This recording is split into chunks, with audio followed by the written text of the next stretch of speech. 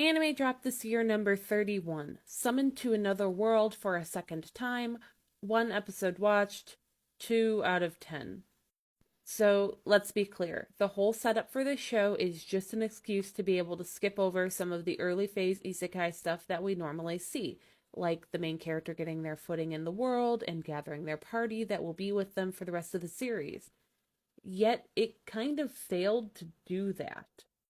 You see, this is the second time around for this protagonist. He has some connections and knowledge here, even if he has to take a moment to convince people of who he is, but then he ends up throwing all that to the wind and taking off, leaving his whole other party behind.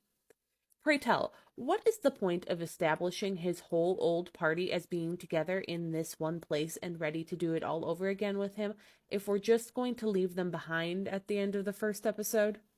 However, even before we got to that point at the end of the episode, I was already painfully aware this one wasn't for me because it did a thing I hate.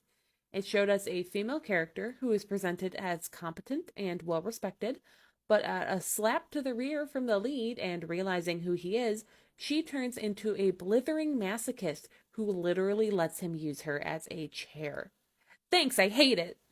And if that wasn't bad enough, there was a shot that showed while all the boys that got isekai'd were being taught sword skills, all the girls were being taught magic skills, which just tells me what kind of world building and setup this is going for, none of which interests me in the slightest.